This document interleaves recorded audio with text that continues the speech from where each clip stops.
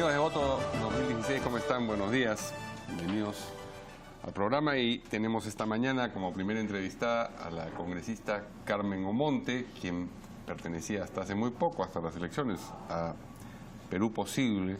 Ella estuvo en la plancha, pero ahora ha renunciado a ese partido. ¿Qué tal, congresista? ¿Cómo está? Buenos días. Buenos días, Mario. Gracias por la invitación. Gracias a usted por venir.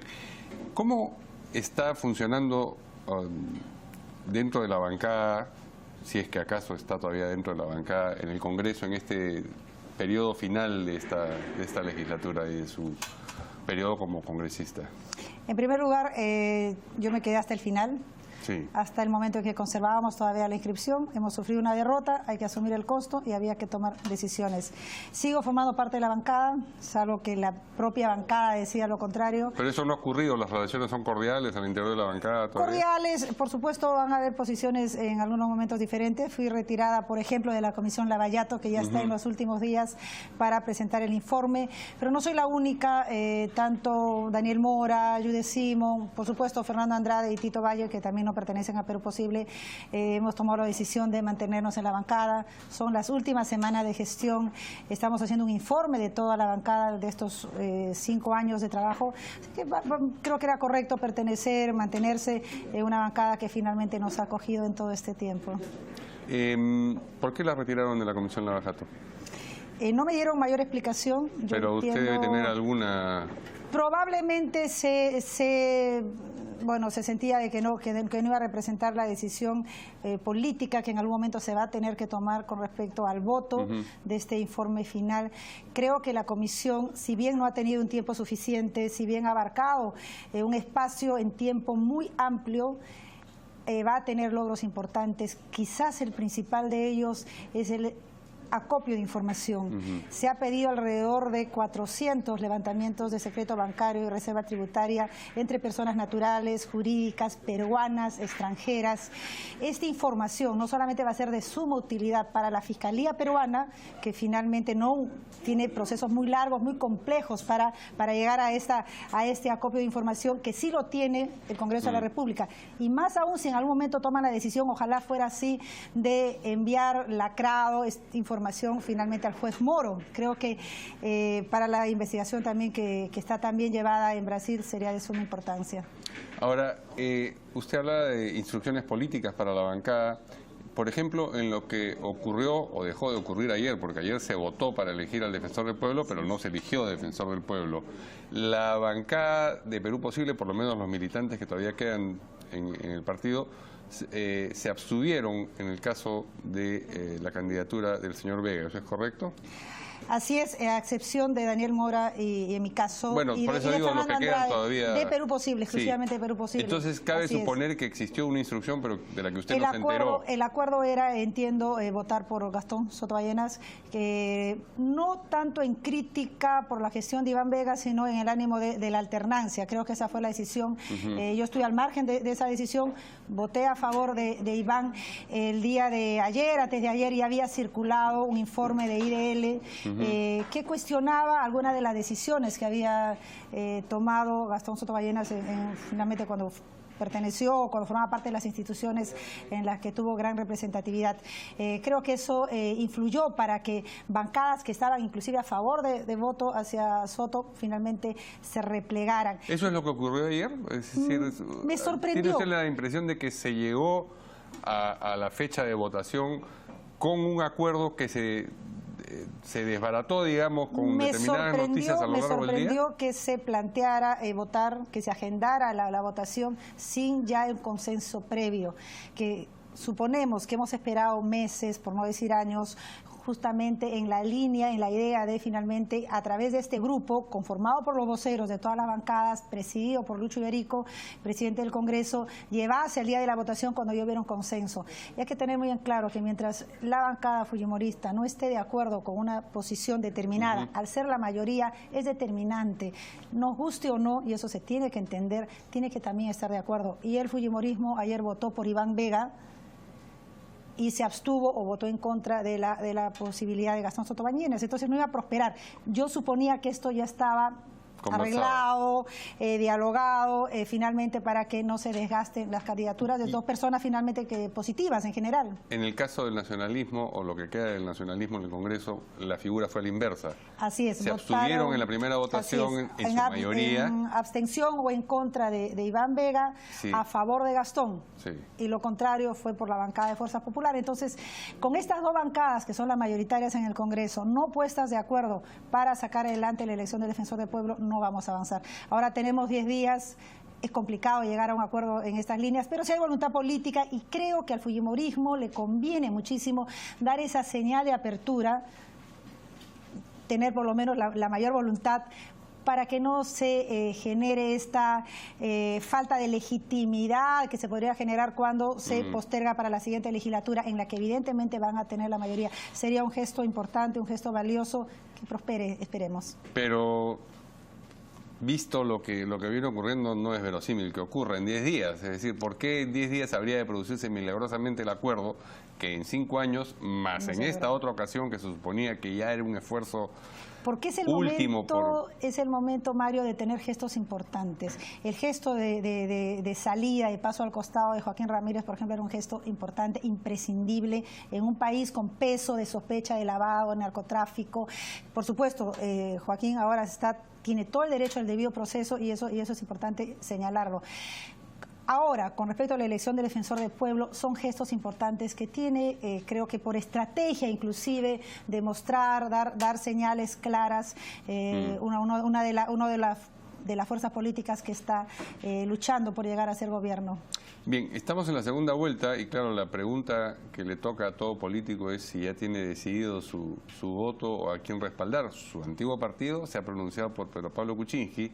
Usted, que yo sepa, todavía no se ha pronunciado, pero han resaltado unas declaraciones suyas en las que decía que Keiko tiene posiciones más sólidas. Entiendo que se refería a la posibilidad de captar bolsones de votos específicos.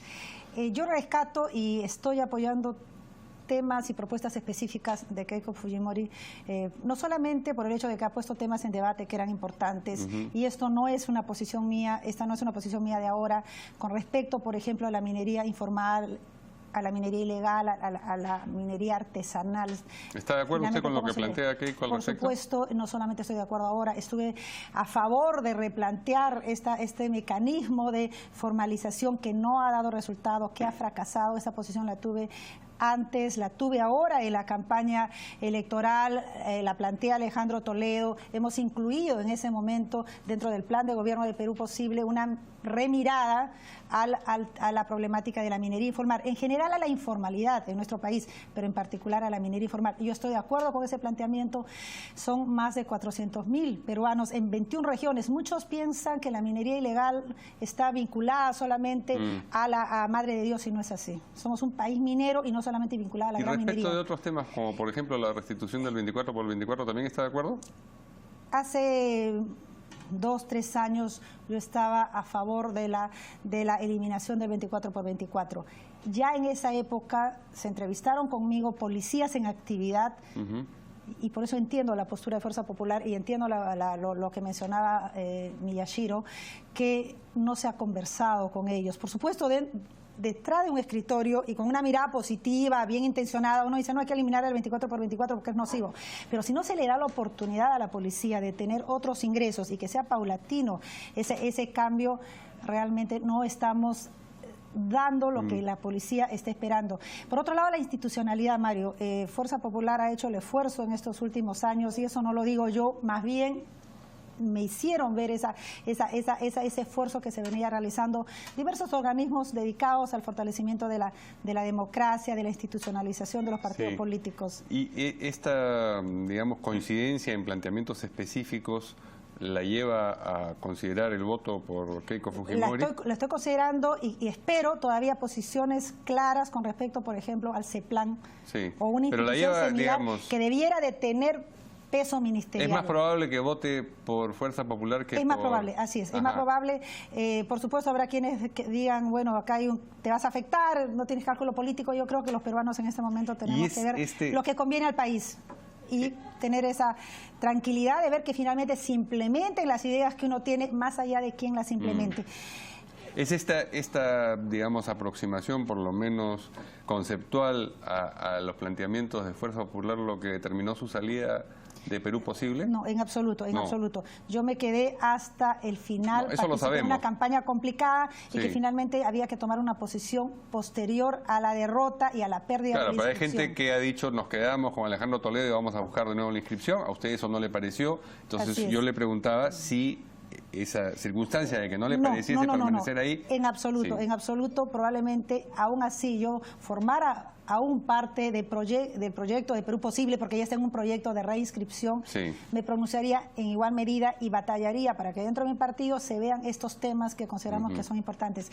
En el tema, por ejemplo, del posicionamiento de la mujer, eso sí estoy esperando que Keiko Fujimori lo diga con mayor claridad. Igual, por supuesto que Pedro Pablo Kuczynski, el empoderamiento económico, la autonomía económica de las mujeres, cómo enfrentamos la violencia doméstica, que cada una de nuestras 1.500 comisarías tenga un módulo para que enfrente la violencia doméstica, articulando con otras instituciones. En fin, hay temas que todavía estoy esperando que se comenten, que se digan, y creo que todos los peruanos esperamos escuchar. ¿Y cuál es su futuro político? ¿Usted se ve nuevamente postulando un cargo de elección popular?